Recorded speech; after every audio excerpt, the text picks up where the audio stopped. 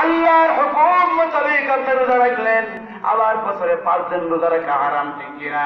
কারণ 2 ঈদের দিন, আইয়ামে তাশরিকের 3 দিন, ওই 5 দিন রোজা রাখা হারাম।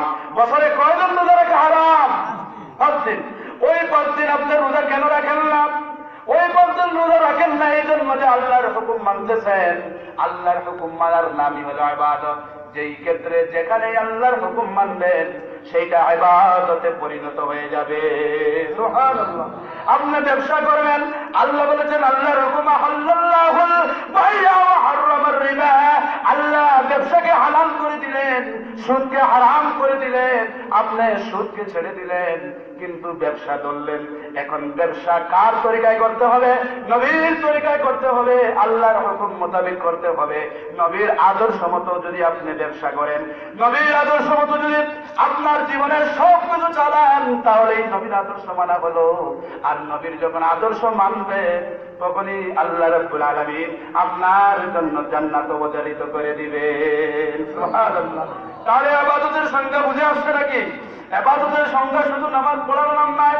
ইবাদতের সংজ্ঞা হলো আল্লাহর হুকুমগুলো যথাযথভাবে পালন করার নাম হলো ইবাদত। এই জন্য এখন আরেকটা জিনিস বলি, আদ-দুআ হুয়াল ইবাদাত। হাদিস শরীফের মধ্যে এসেছে আদ-দুআ হুয়াল ইবাদাত। ইবাদত, দোয়া হলো ইবাদত। এখন আপনারা আমাকে প্রশ্ন করতে পারবেন, আপনি বলেন জীবনে যাই করবো আল্লাহর হুকুম মোতাবেক, নবীর তরিকা মোতাবেক, এটা হবে ইবাদত। তাহলে আমরা টয়লেটে ঢুকবো, ওটা কি ইবাদত হবে নাকি? প্রশ্ন আসে না নাই? আমি যেদিন প্রশ্ন বাহির করতেছি আপনাদেরকে বোঝানোর জন্য। কারণ আমি বলেছি যে জীবনের সব ক্ষেত্রে আল্লাহর হুকুম আর নবীর তরিকা মতো চলার নাম হলো ইবাদত। এখন আপনি বলবেন টয়লেটে এইটাই তো হাজত পূরণ করবো, এটা একটা নির্দিষ্ট জিনিস ছাড়বো, ওটা কি ইবাদত হবে নাকি? আচ্ছা বলুন তো, ওই টয়লেটে আপনি ঢুকেন ডান পা দিয়ে না বাম পা দিয়ে? কোন পা দিয়ে? বাম পা দিয়ে ঢুকেন। এটা কি আপনার মন গড়া মত না নবীর সুন্নাহর মত? নবীর সুন্নাহর মত, ঠিক না? এখন ওখানে গিয়ে আপনি কি পড়লেন? পড়েন না আল্লাহুম্মা ইন্নী আউযু বিকা মিনাল খুবুসি ওয়াল খাবাইস। আল্লাহ বেটা শয়তান, বেটি শয়তান, খুবুসি ওয়াল খাবাইস, তো ওটা কি আপনার কাছে বানা চাই? এখানে টয়লেটে তো ওই শয়তান থাকে না। আপনি ঢুকার পরে প্রথমে বাম পা দিয়ে ঢুকলেন, নবীর আদর্শ মানলেন, নবীর তরিকা মানলেন। এরপরে ওখানে গিয়ে আল্লাহ নবী বলেছেন আদ-দুআ হুয়াল ইবাদা, দোয়া হলো ইবাদত। ওখানে গিয়ে কি বললেন? দোয়া পড়লেন। তাহলে এটা ইবাদত হয়েছে কি হয় নাই? হয়েছে কি হয় নাই? তাহলে সন্দেহ মুক্ত হয়েছে, সন্দেহের নিরসন হয়েছে। এখন আসুন আরেকটা জিনিস, সময় কিন্তু কাছে এসে গেছে। আমার অনেক কথা বলা, কিন্তু সব কথা মনে হয় বলা সম্ভব হবে না। আমার বন্ধুগণ, এখন আপনারা বলবেন যে আমরা বিবির সাথে যে মুআমালাত করি, যারা বিবাহ করেছি, ওটাতে কি সব পাওয়া যাবে নাকি? আল্লাহ নবী লম্বা হাদিস বলেছেন, আমি সবগুলো এবারত বলবো না, সময় চলে যাবে। আল্লাহ নবী বলেছেন সুবহানাল্লাহ আস-সাদাকা। সুবহানাল্লাহ বলবেন, একটা সদকার সওয়াব হয়ে যাবে। বলুন সুবহানাল্লাহ, আরো জোরে বলুন সুবহানাল্লাহ। সুবহানাল্লাহ, সুবহানাল্লাহ বললে একটা সদকার সওয়াব হয়। আলহামদুলিল্লাহ বললে আরেকটা সদকার সওয়াব হয়। বলেন আলহামদুলিল্লাহ। আলহামদুলিল্লাহ। আল্লাহু আকবার বললে আরেকটা সদকার সওয়াব হয়। লা ইলাহা ইল্লাল্লাহ বললে আরেকটা সদকার সওয়াব হয়। আহাব্বুল কালাম ইলাল্লাহি আরবা, এই চারটা কথা বললাম। আল্লাহর রাসূল বলেন যে আল্লাহর কাছে এই চারটা জিনিস প্রিয়। সুবহানাল্লাহ। আল্লাহর কাছে যদি প্রিয় হয় এই কথাগুলো, তাহলে সব আছে না নাই? জাহান্নাম থেকে মুক্তি, জান্নাতের নিশ্চয়তা আছে না নাই? আছে। আমার বন্ধুগণ, এইরকম হাদিস, লম্বা হাদিস ব্যাখ্যা করতে করতে শেষ মুহূর্তে আল্লাহ রাসূল বলেন বিবির সাথে মুআমালাত করা, বিবির সাথে সহবাস করা, এটাও একটা সদকার সওয়াব। আলহামদুলিল্লাহ বলেন। আলহামদুলিল্লাহ। এক সাহাবী প্রশ্ন করেন, ইয়া রাসূলুল্লাহ, ইয়া হাবিবাল্লাহ, বুঝলাম সুবহানাল্লাহ একটা সদকার সওয়াব, আলহামদুলিল্লাহ বললাম একটা সদকার সওয়াব, আলহামদুলিল্লাহ বললে একটা সদকার সওয়াব হয়, কিন্তু বিবির সাথে মুআমালাত করলে, বিবির সাথে সঙ্গ দিলে ওইটা তো কোনো আল্লাহর ফায়দা হয় না, যে করে তার আত্মিক তৃপ্তি লাভ হয়। একজন সাহাবী প্রশ্ন করে যে বিবির সাথে মুআমালাত এটা তো নিজের খায়সাত পূরণ হয়, এটা নিজের তৃপ্তি লাভ করে, আল্লাহর কি ফায়দা? আল্লাহর রাসূল বলেন, সাহাবীকে বোঝানোর জন্য বলতেছেন, ও আমার সাহাবী, এই লোক বিবাহ বন্ধনে আবদ্ধ হইয়া ইজাব এবং কবুলের মাধ্যমে কোরআন এবং সুন্নাহর আলোকে বিবাহ বন্ধনে আবদ্ধ হইয়া সে বিবির সাথে মুআমালাত করতেছে, আর আরেকজন বিবাহ বন্ধন নাই, বিবির সাথে মুআমালাত করতেছে। ওই মুআমালাত আর ওই মুআমালাত, ওই সঙ্গ আর ওই সঙ্গ পার্থক্য আছে না নাই? কারণ ওইটা হলো নবীর সুন্নাহ মোতাবেক নিকাহ বিবাহ, আর এইটা হলো বিবাহ ছাড়া জিনা। বুঝে আসছে? ওটার নাম জিনা আর ওইটার নাম কি? বিবাহ। ওটা হলো নবীর সুন্নাহ। হ্যাঁ, মান রাগিবা সুন্নতি, বিবাহর কথা কই না, মান রাগিবা আন সুন্নতি ফালাইসা মিন্নি, যে আমার সুন্নতে নেকাকে মানল না সে আমার উম্মত নয়। আর ওই জায়গায় কি বলা হচ্ছে? জিনার কাছে যাওয়া তো দূরের কথা, জিনা করা তো দূরের কথা, আল্লাহ বলছেন লা তাকরাবা, হ্যাঁ,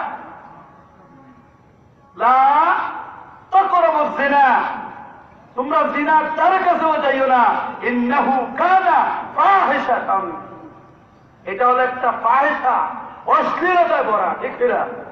তাহলে ওইটা হলো বিবাহ, ওইটা হলো জিনা।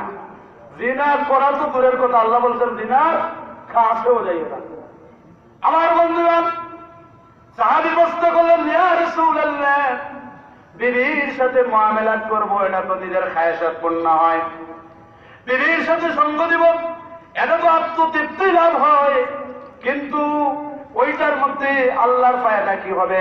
আল্লাহ নবী বলেন, বিবাহ বন্ধনে আবদ্ধ না হইয়া যা করে ওইটা হলো জিনা। ওই জিনা করলে গুনাহ হয় কি হয় না? ওই জিনা করলে গুনাহ হয় কি হয় না?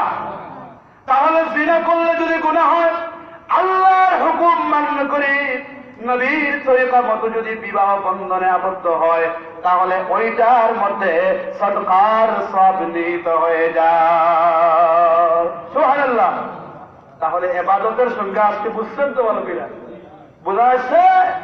তাহলে আমার জীবনের যা কিছু আল্লাহর হুকুম নবীর তরিকা মতো হবে, সব কি সব কি ইবাদতে পরিগণিত হবে। সব কি হবে?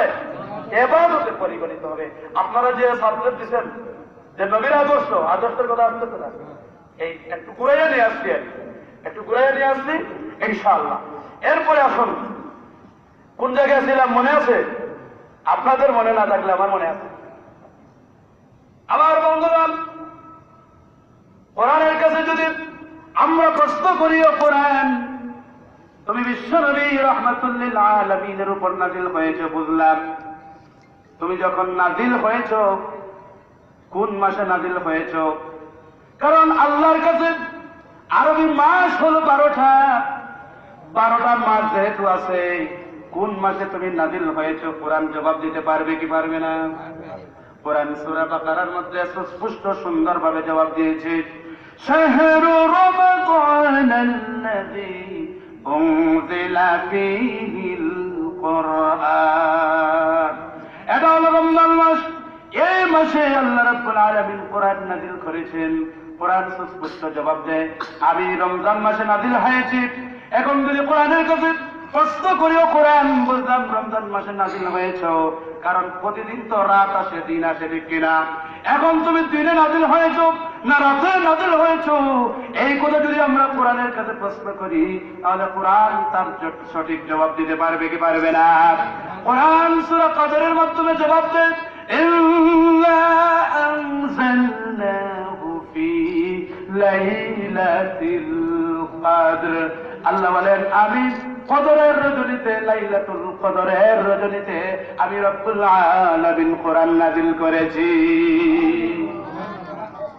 এখন যদি আমরা কোরআনের কাছে প্রশ্ন করি, সময় কম, ঘড়ির দিকে তাকাচ্ছি, কিন্তু খুব দ্রুত কথা বলবো, আপনারা কথাগুলো উপলব্ধি করবেন, মনোযোগ দিয়ে শুনবেন, কারণ ব্যাখ্যামূলক কথা আর বলা যাবে না, সময় শেষ। এই জন্য কথাগুলো খুব উপলব্ধি করবেন, কথাগুলো নিয়ে যাওয়ার চেষ্টা করবেন, আমাদের বাস্তবায়ন করবেন। আমি আগেই ভূমিকার মধ্যে বলেছি। আমার বন্ধুগণ, এখন যদি আমরা কোরআনের কাছে প্রশ্ন করি, ও কোরআন বুঝলাম তুমি রমজান মাসে নাজিল হয়েছ, রাতের মধ্যে নাজিল হয়েছ।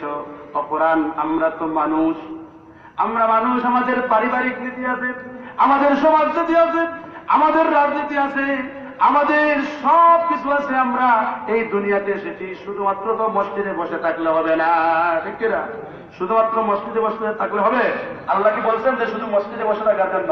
আল্লাহ বলেছেন ওয়াইদা কুদিয়াতিস সালাতু ফান্তাশিরু ফিল আরদ, নামাজ যখন শেষ হয়ে যায়, নামাজ যখন আপনি কমপ্লিট করেছেন, ইউ হ্যাভ ইয়োর সেই প্রেয়ার, আপনি যখন নামাজ শেষ করেছেন আপনি ছড়িয়ে ছিটিয়ে পড়ুন রিজিক তালাশের জন্য। তাহলে ওই নামাজে আল্লাহর হুকুম মোতাবেক নামাজে আসলাম আল্লাহর হুকুমে, আবার আমি মসজিদ থেকে আবার রিজিক তালাশের জন্য বাইর হলাম কার হুকুমে? সুবহানাল্লাহ বলেন। আমার বন্ধুগণ, এবার যদি কোরআনকে বলি, ও কোরআন বললাম আমি তো মানুষ, ম্যানেজ অ্যানিমেল, মানুষ, সামাজিক জীব, সমাজে কত কিছু করা লাগে, ব্যবসা করা লাগে, বাণিজ্য করা লাগে, রাজনীতি করা লাগে, অর্থনীতি পরিচালনা করা লাগে, সমাজনীতি করা লাগে, বিভিন্ন নীতি আমাকে মান্য করতে হয়। তোমাকে যদি মানি তাহলে তোমার ভিতরে ওইগুলো আছে নাকি? কোরআন জবাব দিতে পারবে কি পারবে না? কোরআন সুস্পষ্ট সূরা নাহলের মধ্যে জবাব দিয়ে দেয়, وَنَزَّلْنَا عَلَيْكَ الْكِتَابَ تِبْيَانًا لِكُلِّ شَيْءٍ। সূরা নামের মধ্যে অন্য আয়াতে সূরা নামের মধ্যে আল্লাহ জবাব দিয়েছেন, মা ফাররাতনা ফিল কিতাবি মিন শাই। মানুষের ইহজীবন এবং পরজীবন, দুনিয়ার জীবন, আখিরাতের জীবন, উভয় জীবনের যত কিছু মানুষের প্রয়োজন হবে, যত কিছু মানুষের লাগবে, সব কিছু আল্লাহ রাব্বুল আলামিন কোরআনের মধ্যে বয়ান করে দিয়েছে। সুবহানাল্লাহ। আমার বন্ধুগণ, আমি একটা উদ্ধৃতি দিতে চাই।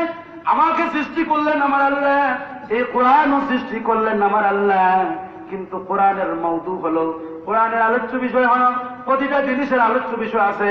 যেমন আজকে আমাকে তাফসীরে একটা আলোচ্য বিষয় দিয়েছেন, প্রতিটা জিনিস আলোচনার বিষয় আছে, আলোচ্য বিষয় প্রতিটা জিনিসের মধ্যে থাকে।